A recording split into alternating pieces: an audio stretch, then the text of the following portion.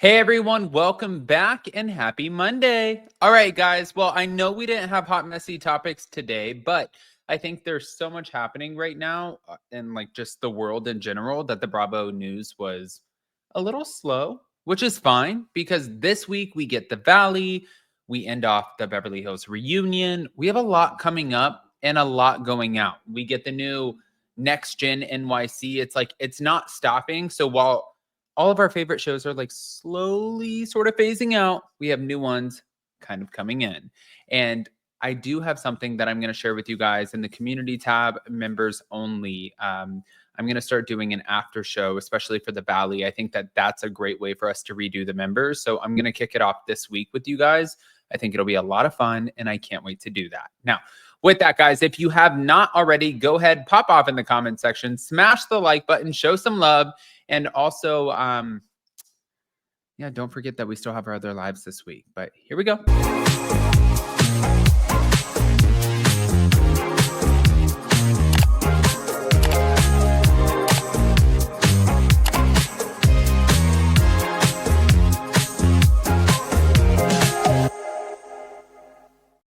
All right, guys. So I wanted to start here because Bethenny Frankel ended up doing another video. And this woman, you would think actually with Bethenny Frankel, like as much as she has going on, the businesses, Skinny Girl, popcorn, chips, alcohol, jeans. I think like every other, I don't even know, probably like anything that you can imagine would be Skinny Girl at this point. It's like, how do you have so much time to make these TikToks and these videos? Well, I think I can make sense of it. I think that the woman really just has like a great team in place. But yeah, she's talking about things. And of course, we're going to be talking about them too. So here we go. Bethenny Frankel, she discussed recently the Scary Island trip from the Real Housewives of New York. But what I thought was interesting was she revealed that a lot of the footage never aired due to its sensitive nature. So she described the trip as very unsettling, which we have been talking about for a long time. But she said the unaired content would be a liability for the network. Now, this isn't the only Bethenny story that we're going to be talking about in this video, of course, because we heard that it was fake news, the statement that was made to Gia, but we're going to break that down. Now, during the trip, there was a lot of tension, especially with Kelly Ben Simone, who I think it was Jelly Beans, where she was like, the jelly beans. And it was like, go to sleep. It was so crazy. So just beyond in that moment, nobody knew what to do with any of it. Like nobody knew how to handle it. And I would imagine that there would be some sensitive content that the network wouldn't want to be out there. But from what they said, Kelly Ben Simone was reportedly in a fragile mental state, and Sonia intervened. Clearly, you guys remember urging the group to stop. But Bethenny did emphasize that the experience was pretty jarring for everybody involved, saying it shook everyone. She also mentioned that the cast trips were far from relaxing. It's usually only Ramona Singer who treats them as vacations. And I just want to play her clip for you because I thought that this was interesting. Thank you to Bethenny. Scary Island was unprecedented and unsettling. All trips are unsettling because you are fitting 25 pounds of emotional and dramatic shit and arguments in a 5-pound bag. Production has spent a lot of money and they need to make a meal out of it. So they used to love when New York trips would be like at Dorinda's or in Miami because we didn't go anywhere and we would still set the house on fire. This one was an outlier and it was very scary because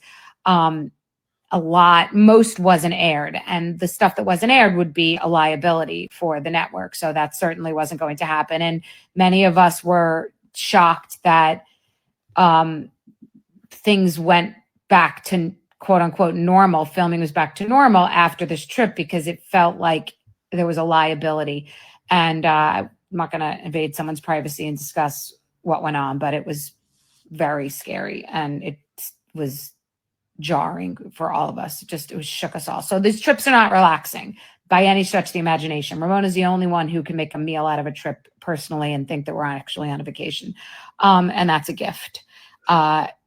Colombia was another liability, but we'll discuss that. And it was different because it was about our safety versus like an individual.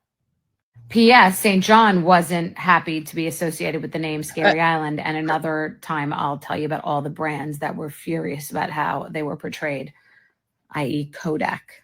You're welcome. Scary Island was I'm sorry, Bethany. Can you further elaborate on what that means? Now, do I think that a lot of stuff goes, it's left on the cutting room floor with Bravo and NBC? Yeah. You know how many moments that, one, it doesn't necessarily make sense, but two, I can understand where that would be left on the cutting room floor. But if we want to compare this to something that we're currently watching, like the Real Housewives of Atlanta, why would you share Britt Edie, why would you share her getting angry at Kenya and talking about how I have a pistol and whips? Why did that make it? Because we had to provide context to what Kenya was about to do. But I think I just never really understand, and I've said this on so many lives, I've never really understand where the bar is set for the cast members, including Bravo itself, like for the shows as a whole. Like, why do some things get to make it, but then we're going to show Monique Samuels drag Candace Diller Bassett across the table. You know, we're going to show a slap on Beverly Hills. I don't get really how they decide what makes it and what doesn't, but that's neither here nor there. Now, we've been talking about the Bethenny Frankel, Gia Giudice stuff for a while, a hot minute now. It's been a lot. There has been a lot of information coming out, and now we're figuring out that people are playing off of that information, and some of the information is not as credible or true as it's being presented, which shocking, right? Of course, like nobody would lie. It's media. It's media. It's Bravo gossip news. Of course, we're all telling the truth, just like the blind items. They all make sense. Everything checks out. No, that's not always true. So with the Bethenny Frankel situation that happened with Gia, just to give you guys context, Bethany ended up calling out what's going on with Teresa and Louis with the 3 million plus in tax issues, and talking about how she really at the beginning of this suggested, hey, listen, you need to get a prenup. Well, that went out the window, and Gia, I think, decided to stick up for her mother and her stepfather, and she came on to her Casual Chaos podcast, and she wanted to call out Bethany and be like, I hope that TikTok was worth it. Well, then Bethany made another TikTok, and she was very upfront with Gia, being like, I don't really have to explain this, but I will, I guess. I can explain it to you, but I can't understand it for you. So here you go, little girl. And I was like, ugh. All right. And then there was another statement that came out. Yeah. It said, I made my first million before I even knew who Gia Giudice was. So forgive me if I'm not taking financial lessons from the daughter of a walking tax case study. When your mom and stepdad owe nearly $3 million to the IRS, the smartest move might be to stay quiet, or at the very least, don't go online teaching others how to manage their money.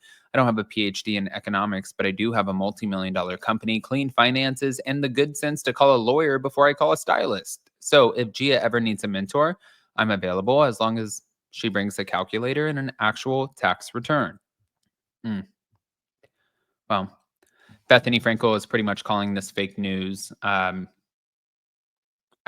Clearly, she didn't say this because she owns up to everything that she does say. And she said on a recent TikTok, it sounds like someone asked AI how I would respond to something, and that's what it said. So it's actually a well-written quote because AI wrote it. I just can't claim it. It's not a read I can claim, and I didn't say it. All right. I want to hear what you guys think, guys. Pop off in the comment section. If you're not subscribed, get subscribed. Don't forget to hit that notification bell, and we'll see you next time. Love you guys. Bye.